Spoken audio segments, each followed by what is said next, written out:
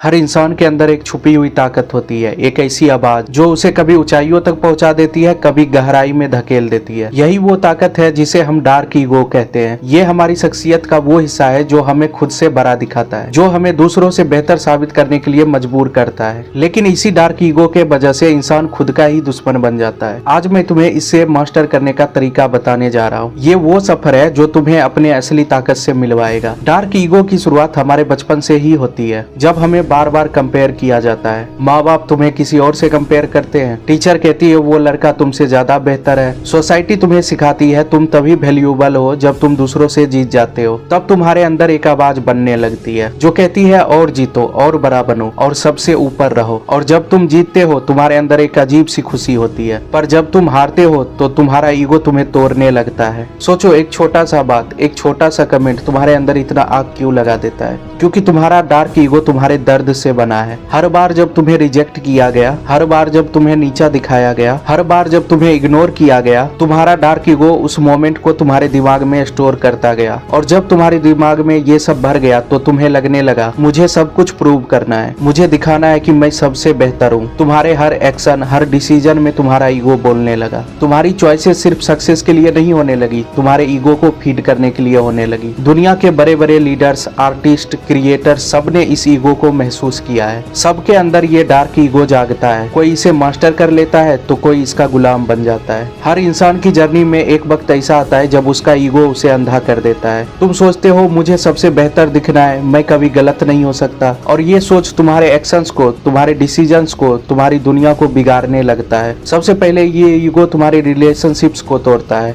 तुम्हारे ईगो को दूसरों की बातें अच्छी नहीं लगती, तुम्हें लगता है तुम हमेशा सही हो, और जब कोई तुम्हारी बात नहीं मानता तो तुम्हें गुस्सा आने लगता है। तुम्हें लगता है तुम्हें किसी से सीखने की जरूरत नहीं है। तुम फीडबैक लेना बंद कर देते हो, तुम अपनी गलतियों को इग्नोर करने लगते हो, और धीरे धीरे तुम वही बन जाते हो जो तुमने कभी सोचा नहीं था। एक इंसान जो अपनी ही बनाई हुई दुनिया में जीता है और जहां उसका ईगो सबसे बड़ा है। तुम बाहर से कॉन्फिडेंट दिखते हो लेकिन अंदर से डिस्टर्ब रहते हो। तुम हमेशा कंपेयर करते हो, तुम हमेशा प्रूव करने की कोशिश करते हो, क्योंकि तुम्हारा ईगो तुमसे कहता है कि अगर तुम हार गए तो क्या होगा, लोग क्या कहेंगे, तू कमजोर दिखने लगा तो क्या होगा। और तुम्हारे अंदर की शांति धीरे धीरे खत्म हो जाती है। तुमने कभी देखा तुम्हारी ईगो की वजह से तुमने कौन कौन से लोग खोए, कौन कौन से मौके तुमसे दूर चले गए, कौन कौन से सपने अधूरे रह गए। अब तक तुमने समझा डार्क ईगो होता क्या है और इसके नुकसान क्या क्या है। अब बात करते हैं तुम इसको मास्टर कैसे कर सकते हो। पहला स्टेप है ऑब्जर्वेशन। अपने रिएक्शंस को नोटिस करो। जब तुम्हें गुस्सा आए, जब तुम जलन महसूस करो, जब तुम्हारा मन करे तुम सबको अपनी पावर दिखा दो, उस मोमेंट को पकड़ो, उस मोमेंट पे बस रुक जाओ। खुद से पूछो ये इमोशन क्यों आया, क्या ये सच में जरूरी था, क्या मैं अपने इनसिक्योरिटी के वजह से ये फील कर रहा हूँ। दूसरा स्टेप है एक्सेप्टेंस। बहुत लोग सोचते हैं मैं तो ऐसा नहीं हूँ, पर असली मास्टर वही होता है जो अपने अंदर की डार्कनेस को एक्सेप्ट कर लेता है, जो खुद से कह सके मेरे अंदर ये इमोशन है और मैं अब इसे हैंडल करूंगा। तीसरा स्टेप है फीडबैक लो। अपने आसपास एक ऐसा सर्कल बनाओ जो तुमसे सच बोल सके, जो तुम्हारे ईगो की पोल खोल सके, जो तुम्हारे रिएक्शंस पे